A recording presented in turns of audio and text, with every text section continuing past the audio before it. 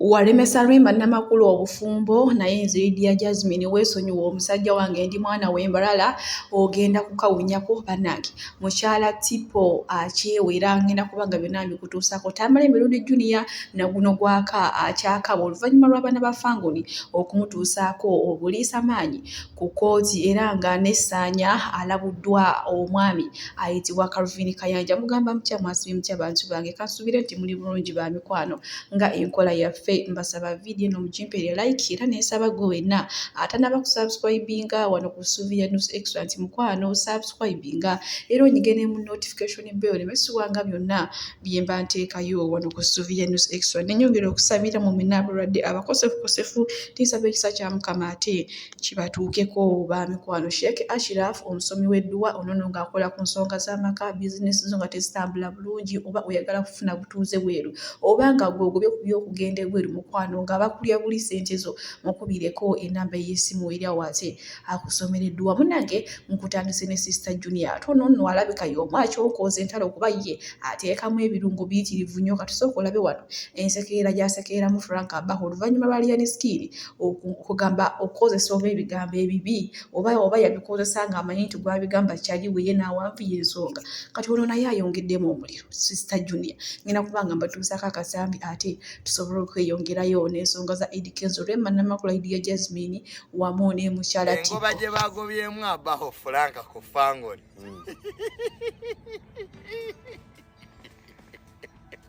Abaho engoba gye bamugobye ne bamubuuza n'omubuuza gwe okola mulimo kyozze wano ngaani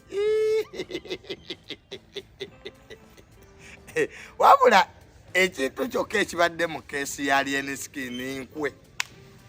enkwe zibadde olova mu keesi nalabanga omusajja bambi agezaako Abaho ye yalwanye okugjayo omusajja owedda ku kooti gwe batuma naye enfubutula gye bamufubutudde omufuyidde n'akaba Abaho yankubidde nga yagala kaaba omusajja amubeerera bandabisizza so luyale ekintu ekyo kyansesezza nnyo kuba Abaho yavuma wano buli muntu era Abaho yamaze ne yeetondera be yavuma message yokka erimu temwesiba ku bantu bannange omuntu aba takwetaaga tomwesibako mutuuleeko ewammwe bagambye Abaho gwani okola ki wano so temwesiba ku bantu naye enkwe zo zibadde zijjudde mu keesi eno mbadde ndi awo ku makya ate nga ne full figure ayambadde manager wa Lion Musa buli wentunuulira wonna nkwenjereere awo nno wetutuusa ate ku nsonga za Tamale Mirundi Junior wamu ne Frank Abaho ekyewuunyisa Tamale Mirundi Junior wano avuma abantu asiiba wano agamba simanyi olinga ebigundi bya maama olinga biki naye ye munnange kyanneewuunyisizza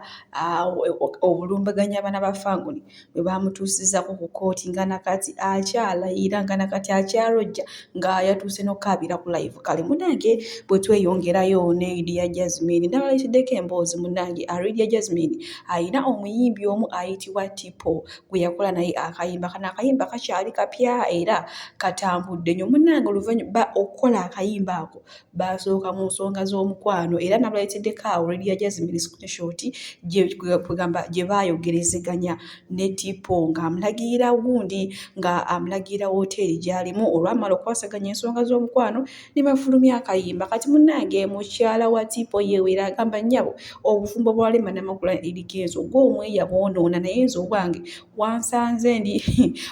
ndi mwana w'embalala twagenda kutwala mwami wange kyokka ate bo era nga wenjogerera ssaawa zino abantu batandise dda okwekolamu ttiimu bagamba Lydia Jasmine kino kigwanira okubeera ate kikyala kya Tipo naye nga naye munnange omwana w'embalala omunyankole agamba ssebo ono omwami tuvudde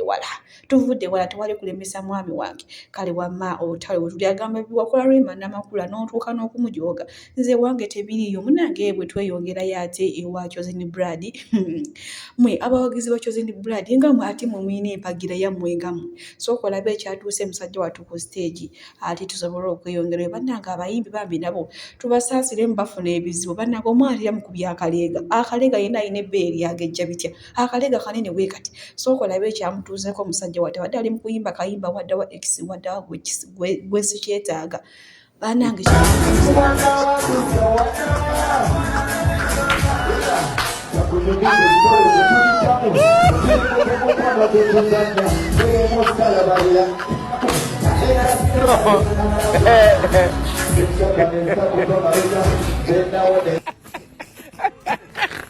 bannange bafaane kiki guba mukwano okugamba guba mukwano gwe guba gususseeko ku muyimbi wo n'osalawo omuwa akalabo k'akaleega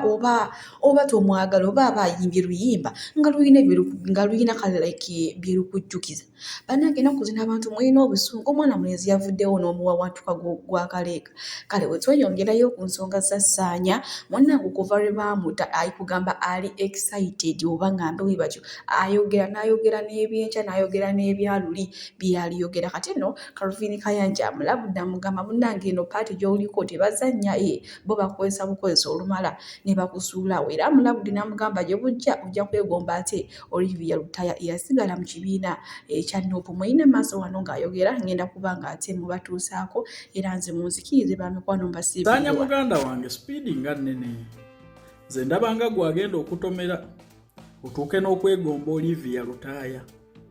aba bakuweererezza ne beweegulamu babuuze ku Ashibaaga Kate yakusooka okulaba omusana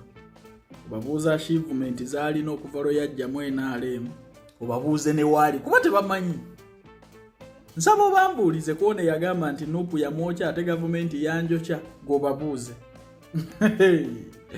Ssaanya my brother kituufu kulika yeruzira osobola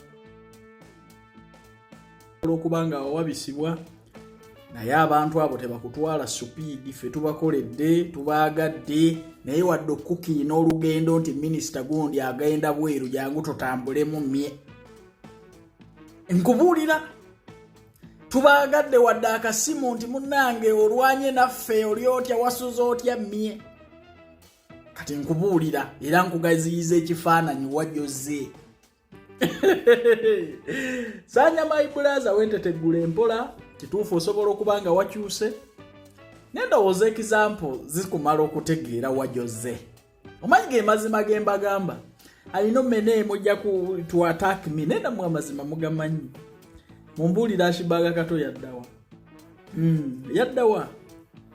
abaana bano baba basazeewo ne bajoyininga pate bannanga abaana bano baweebwa ebimuli byabwe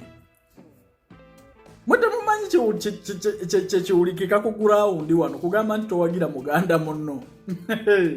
abamu ne famire zaffe zatwegaana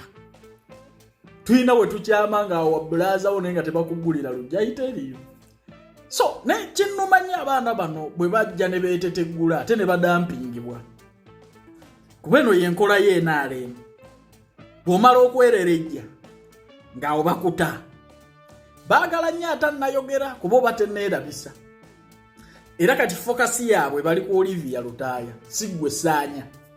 nkubuulira kyova laba gwe osobola okufiirwa ennyo Olivia Lutaya n'afunamu nnyo nga naye ate azijja mu gavumenti okusinga ggwe ekitegeera so my brother Ssaanya mbadde nsaba ogoyinga essiro kwatamuko ku buleki katono bw'omala okwakiivinga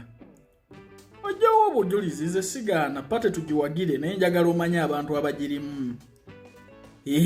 njagala omanye abantu abagirimu ge mazima ate era byebiganya abaana okuwagira pate problemu si pate naye abantu byebyange Ssaanya kuba abalungi abatuuliriza era abatulaba olunaku olwaleero tukyaddeko ewa Sheikh Ashraf Dembe sebo nsanyusa okubalaba amannya agange Seeka Ashraf Dembe akola ku bizibu by'enjawulo omuntu singa aba alina ebirwadde musomereddwa tunywa amazzi ga lukuya nga bw'obadde ogalaba tugenda abantu ku kyoto ne twokya emizimu emibi egibabaamu n'okulomba edduwa abantu singa abeera ng'ali wano atuuse nsobola okumulombeera edduwa ne waba atatuuse nga abadde amanya ge ng'ali wala neetaase ennamba yange yeeno eri 0701763711 nammwe bannyinaffe abali ebweru oyagala okuba nti oyagala okulombera ku ddwa ng'olina ebizibu viza zibuze amaka gakolongotana sente zikola zimpita mu ngalo ojja kumpeereza ekifaananyi kyo n'amannya go ebyo byokka bijja kummala nja kukulombera edduwa ojja kutereera olunaku olusembayo mu mwezi mba n'edduwa ey'awamu ffenna n'abalwadde bange abakadde n'abapya. Salaamu alaikum warahmatullahi wabarakatuh. Nze musawo Namaganda Sylvia